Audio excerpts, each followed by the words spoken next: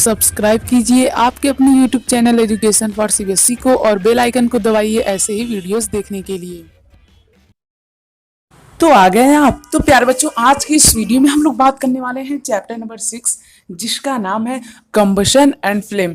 अब हम लोग बात करते हैं कंबशन क्या होता है। अब आप लोग सोच रहे होंगे कंबशन और फ्लेम में अंतर क्या होता है। देखिए, जब हम लोग एक कैंडल को जलाते हैं तो उसकी जो ऊपर का ये वाला पार्ट आता है, इसे हम लोग कहते हैं फ्लेम। अभी हम लोग इसके बारे में और डिटेल में बात करेंगे, ठीक। इसी के बारे में तो पूरा चैप्टर है। अब देखिए, अब इसे हम लोग क्या कहते हैं प्यारे बच्चों, फ्लेम कहते हैं। अब जैसे कि अब आप लोग मान लीजिए एक लकड़ी को जला रहे हैं आग में, ठीक। जब आप लोग एक लकड़ी को आग में जला रहे हैं तो इसे हम लोग क्या कहते हैं, इसे हम लोग कहते हैं कंबशन। क्लियर, अंतर समझ में आया। तो फ्लेम क्या होता है, फ्लेम जो ऊपर का पार्ट होता है कैंडल का, यानी जो जल रहा होता है उसे फ्लेम कहते हैं। और ये जो हमारा जल रहा होता है इसे हम लोग क्या कहते हैं, कंबशन कहते हैं। यदि अभी भी नहीं समझ में आया तो कोई बात नहीं, अब हम लोग पूरा चैप्टर इसी के बारे में पढ़ने वाले हैं।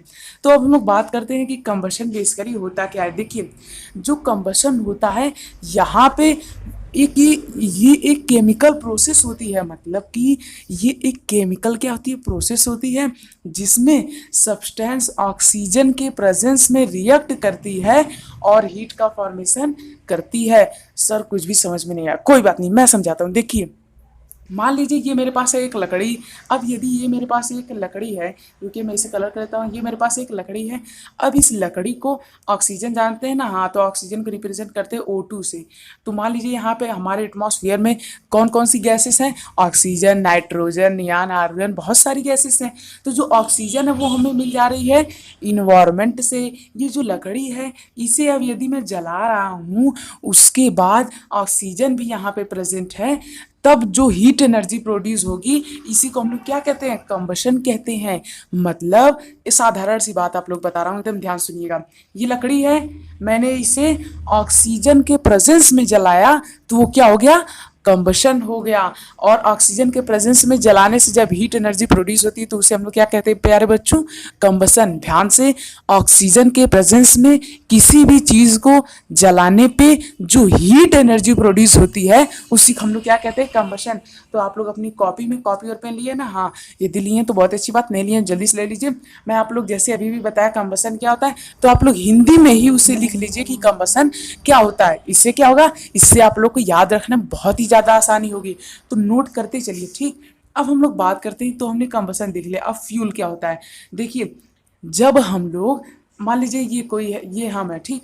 अब हमें चलने के लिए क्या चाहिए, एनर्जी। उसी प्रकार से लकड़ी जो है इसे भी जलने के लिए क्या चाहिए, फ्यूल चाहिए। गाड़ी को चलने के लिए क्या चाहिए, पेट्रोल। तो पेट्रोल क्या हुआ, फ्यूल हुआ, ठीक। तो उसी प्रकार से लकड़ी को भी जलने के लिए क्या चाहिए, फ्यूल चाहिए। अब फ्यूल क्या होता है, तो फ्यूल को हम लोग ये कहते हैं कि वो सब्सटेंस जो मतलब कि इस कंबशन को काज कराए उसे हम लोग क्या कहते हैं, फ्यूल कहते हैं। जैसे कि मान लीजिए कोई भी सब्सटेंस, जैसे लकड़ी है, ठीक। अब मान लीजिए मुझे चलाना है एक एयर बैलून, जिसमें लकड़ी का आग जला के नहीं बैलून उड़ता है।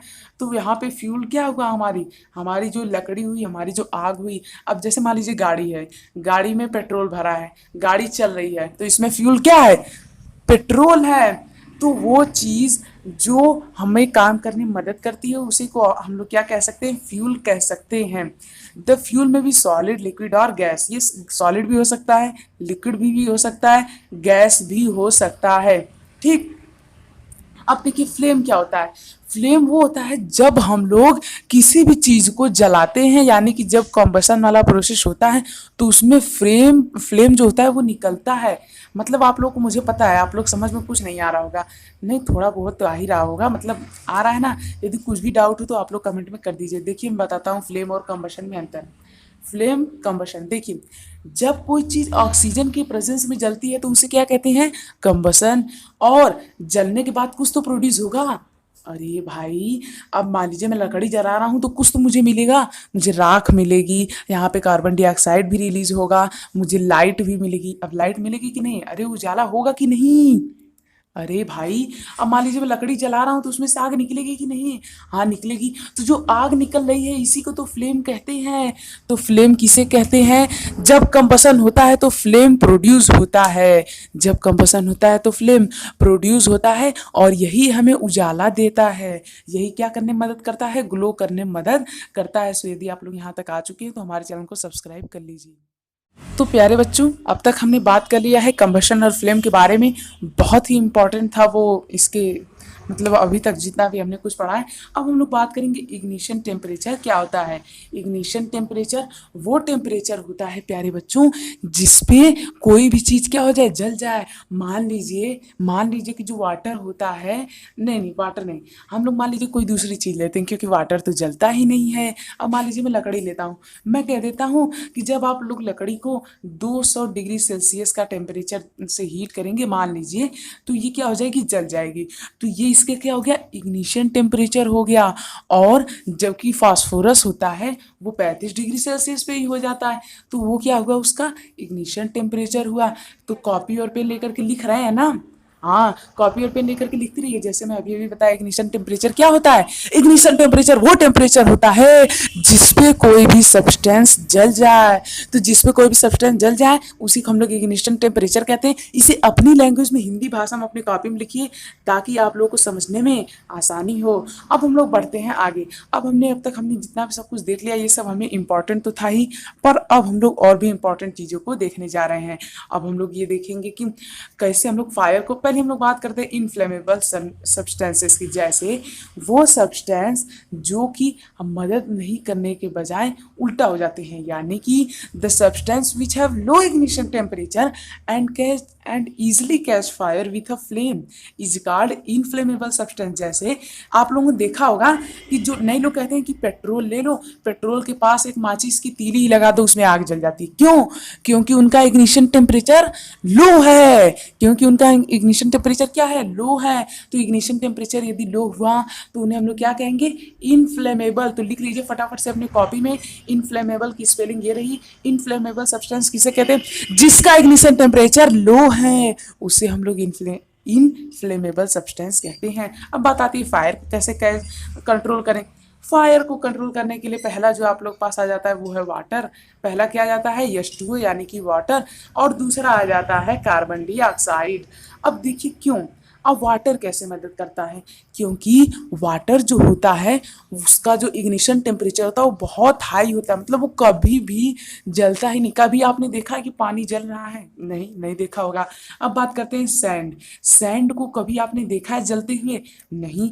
तो ये जो दोनों है ये मेन है। तो आप लोग लिख लीजिए कि water and sand are most useful to control fire. ठीक है ना? तो फायर को कंट्रोल करने के लिए सबसे इंपॉर्टेंट क्या है, वाटर है सबसे इंपॉर्टेंट, और क्या है प्यारे बच्चों, सैंड है। अब देखिए आप लोग देखे होंगे कि गाड़ी में कुछ ऐसा लगा होता है, ये क्यों लगा होता है, क्योंकि ये कार्बन डाइऑक्साइड गैस होता है।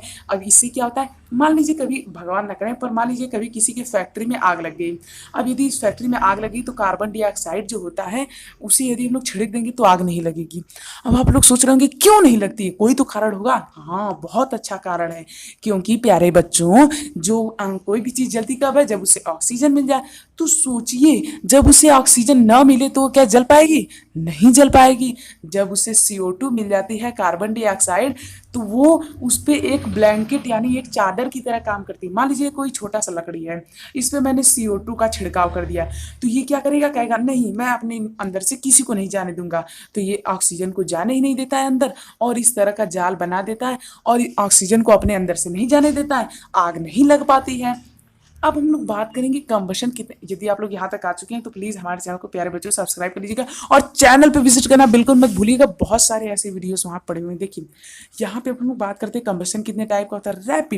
रैपिड कंबशन, जैसा नाम से ही पता चला है, बहुत तेज़ी से कंबशन होता है। जैसे कि जो फास्फोरस होता है उसका इग्निशन टेम्परेचर बहुत लो होता है, नोट कर लीजिए। फास्फोरस का इग्निशन टेम्परेचर बहुत लो होता है, इसी वजह से ये बहुत जल्दी बढ़ जाता है। अब बात करते हैं स्पॉन्टेनियस कंबशन। ये वो होते हैं, ये ना तो ज़्यादा तेज जलते हैं, ना तो ज़्यादा जल्दी जलते हैं, ना तो ज़्यादा लेट, मतलब मीडियम वाले रहते हैं। और यहाँ पे अब ये चलिए अब हम लोग बढ़ते हैं आगे। तो रैपिड और स्पॉन्टेनियस समझ में आया। रैपिड मतलब जो सबसे तेज, और स्पॉन्टेनियस मतलब जो मीडियम हो। अब बात करते हैं एक्सप्लोजन। तो जो एक्सप्लोजन होता है ये क्या होता है, ये ना तो ये सबसे तेज होता है। सबसे तेज मतलब कि धमाका हो जाता है, टुभाग।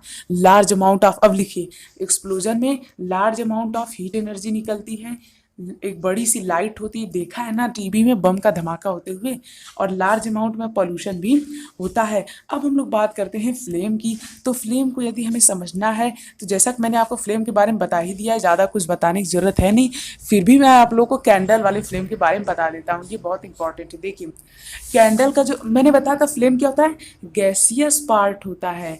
कहाँ का, जो कोई भी चीज़ जल रही होती है तो उसका गैसियस पार्ट क्या कहलाता है, फ्लेम कहलाता है। अब जो इसका यहाँ पे फिगर में उतना अच्छा नहीं है, देखिए मैं समझाता हूँ। ये है, मान लीजिए हमारी फ्लेम, और ये है आउटर रीजन, ये है मिडल रीजन, और डार्क कलर में यानी कि लगभग काले कलर में होता है नीचे वाला रीजन। तो यहाँ पे नोट कर लीजिए, लिखते चलिए, यहाँ पे ये सबसे हॉटेस्ट जोन मानी जाती है, ये सबसे हॉट होती है। और ये क्या होती है, ये होती है मॉडरेट हॉट, यानी कि मीडियम हॉट होती है। तो ये क्या हो गई, मीडियम हो गई। और उसके बाद यहाँ पे क्या हो गया, हाई, मीडियम, और यहाँ पे हो जाता है लो। यहाँ पे क्या हो जाता है, लो। यहाँ पे लो कंबशन होता है। तो आप लोगों को इस फ्लेम को याद रखना है, और एक बार आप लोग अपनी बुक से ज़रूर पढ़ लीजिएगा, ताकि आप लोग और अच्छे से आइडिया लग सके। अब हम लोग बात करते हैं फ्यूल इफिशियंसी। समझ में आ रहा है ना? हाँ, तो समझ में आना चाहिए फ्यूल इफिशियंसी क्या होती है। वो आप लोग सोच रहे होंगे फ्यूल इफिशियंसी क्या होती है, तो चलिए अब हम लोग इसके बारे में भी बात करते हैं। तो देखिए प्यारे बच्चों, अब हम लोग बात करेंगे फ्यूल एफिशिएंसी के बारे में। इसमें हम लोग बात करेंगे कैलोरीफिक वैल्यू के बारे में। ये बहुत कम ही लोगों को समझ में आता है, पहले बता देता हूँ, पर ध्यान से देखेंगे तो मैं आप लोगों को पक्का गारंटी वारंटी समझा दूंगा। कॉपी और पेन अपनी तैयार किए रखिए, जो जो बताऊंगा उसी से नोट करते चलिएगा, हिंदी लैंग्वेज में ही नोट करते चलिएगा, पर वीडियो को पॉज कर करके नोट करते चलिएगा। इससे पहले हम लोग कुछ और चीज़ों के बारे में बात कर लेते हैं। जैसे हमने फ्यूल तो हम लोग जानते ही हैं, जो सब्सटेंस जलाने में मदद करती हैं, और probably no fuel that could be considered as an ideal fuel, यानी कि जो फ्यूल शायद ही हो उन्हें हम लोग क्या कहते हैं, आइडियल फ्यूल कहते हैं। क्लियर? अब बात करते हैं फ्यूल इफिशियंसी के बारे में। देखिए, फ्यूल इफिशियंसी प्यारे बच्चों क्या होता है, मान लीजिए कि आप लोग को एक आम दिया गया, ठीक। अब एक आम खा के आपको कितनी एनर्जी मिल जाएगी, आपका पेट कितना भर जाएगा, उसी को हम लोग क्या कहते हैं, एनर्जी कहते हैं। उसी प्रकार से एक यूनिट के फ्यूल के जलने पे कितनी, ध्यान से, फ्यूल के जलने पे कितनी एनर्जी प्रोड्यूस होती है, उसी को हम लोग क्या कहते हैं, कैलोरीफिक वैल्यू। नहीं समझ में आया, फिर से बताता हूँ। मान लीजिए कि 1 किलोग्राम, मान लीजिए एग्जाम्पल दे रहा हूँ, मान लीजिए 1 किलोग्राम मैंने केरोसिन ऑयल को, 1 लीटर केरोसिन ऑयल को मान लीजिए मैंने जला दिया। अब उसे जलाने पे मेरा कितना खाना पका, आप लोग जानते हैं ना, पहले केरोसिन ऑयल से ही खाना पकता था। तो मेरा कितना खाना पका, मेरा आधा खाना पका कि मेरा एक, मतलब समझ रहे हैं ना, मेरा आधा खाना पका कि मेरा पूरा खाना पका, उसी को हम लोग क्या कहते हैं, कैलोरीफिक वैल्यू। जैसे मान लीजिए मैं 1 kg ले रहा हूँ केरोसिन ऑयल, तो मेरा पूरा खाना पक जा रहा है। वहीं पे मान लीजिए 1 किलो मैं ले रहा हूँ डीजल का ऑयल, तो मेरा खाली आधा खाना पक रहा है। तो कैलोरीफिक वैल्यू किसकी ज़्यादा हुई, केरोसिन ऑयल की। क्यों? क्योंकि केरोसिन ऑयल सिर्फ 1 किलो में ही मेरा पूरा खाना पका दे रहा है, जबकि डीजल ऑयल 1 लीटर लेने के बाद भी मेरा खाना आधा ही पक रहा है। तो इस तरह से हम लोग कैलोरीफिक वैल्यू को देखते हैं। कैलोरीफिक वैल्यू प्यारे बच्चों क्या होती है, वो वैल्यू मतलब कि एक यूनिट के फ्यूल के जलने पे जो एनर्जी प्रोड्यूस होती है, उसी को हम लोग क्या कहते हैं, कैलोरीफिक वैल्यू। सबसे हाईएस्ट कैलोरीफिक वैल्यू होती है हाइड्रोजन की। ये आप लोग को याद रखना है प्यारे बच्चों। तो यदि आप लोग यहाँ तक आ चुके हैं तो प्लीज़ हमारे चैनल को सब्सक्राइब कर दीजिए। और प्यारे बच्चों, मैं आपको बताना चाहता हूँ, ऐसे ही वीडियोस हमारे चैनल बहुत सारे, तो फटाफट से विजिट कीजिए और उन्हें चेक